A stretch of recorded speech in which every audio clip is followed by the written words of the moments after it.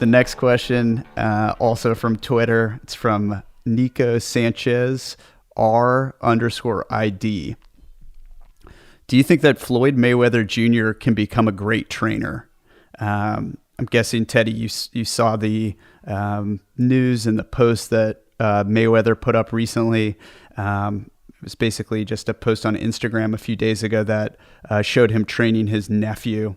And in the caption, he basically noted that during this time of isolation, he's feeling inspired to help others. And given the recent passing of his uncle Roger Mayweather, who was obviously his trainer for a long period of time, he's looking to get into training. So this question again is just looking for your thoughts on if Mayweather Jr. could become a great trainer. First of all, two things. One,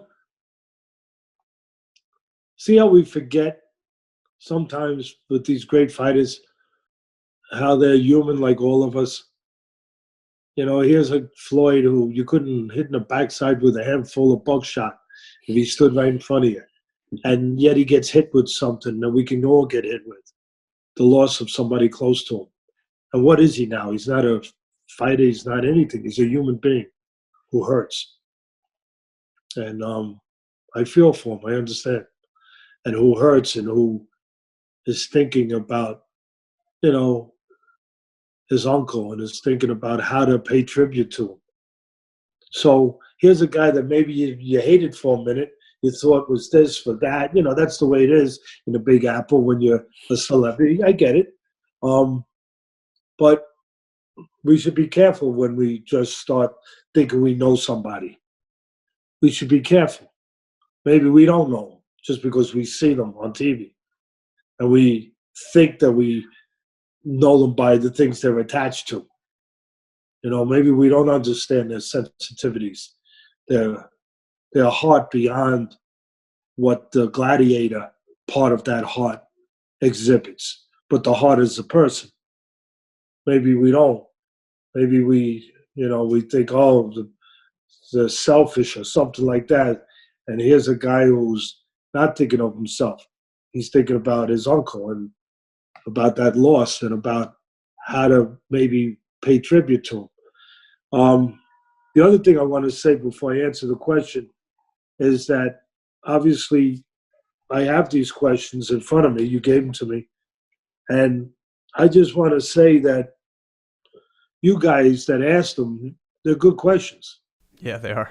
They are. My answer would be, yeah, he could be a good trainer. Yeah, he could be a great trainer. Yeah, but it's not a guarantee. It's not a guarantee because just because somebody was great at what they did, and in this case athletically, and they know the sport, they know what matters. That doesn't mean that they know how to transfer that knowledge to somebody else. That is what it takes to be a trainer. To be able to, Customato once told me when he was obviously molding me as a trainer, he said to me, you see that shelf of Britannica, I think it was called Britannica Encyclopedias. Yeah, Encyclopedia Britannica. Yeah, Encyclopedia Britannica. You see that? It's got all the knowledge in the world there, Teddy Atlas. All of it. Look, right in front of you. But what good does it do if you can't take that knowledge and transfer it to someone and give it to someone? What good does it have? It just sits on a bookshelf. And that always stayed with me. He was teaching me about the importance of being a teacher. It wasn't enough for me to be smart, hopefully, and to know something, hopefully, but I had to be able to give it to someone else. Have that gift, it's a gift. Have that ability, have that trait, have that trade, have that craft. Just like Floyd has his craft. It doesn't automatically mean that he has that ability as a teacher, because that's what a trainer is. It's not a guy who goes 2-5 over there, do 6 rounds there, do 10 rounds over, and come back and see me in an hour. No, it's about teaching. And so Floyd knows all the things that he knows. So the answer is fair. Yeah, he could be great. but it's not automatic. We don't know yet if he possesses the ability, the qualities to transfer that knowledge to somebody else, to be a teacher, to be a trainer. Sometimes the athlete, the great ones like him, they do things you figure, oh, he'll be a great teacher. But they're doing it instinctually, innately. For them, it's automatic.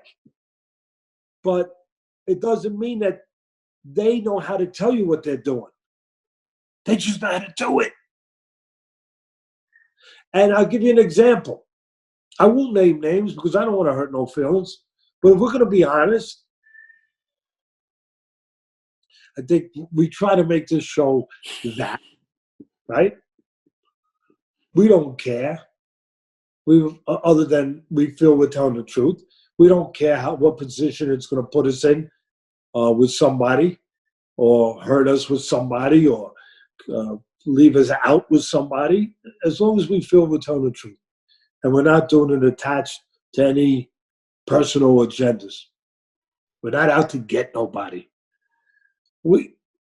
There are commentators through the years, excuse me, that have been great fighters. And you would figure, hey, he's going to be a great commentator. He's going to be a great analyst, great fighter.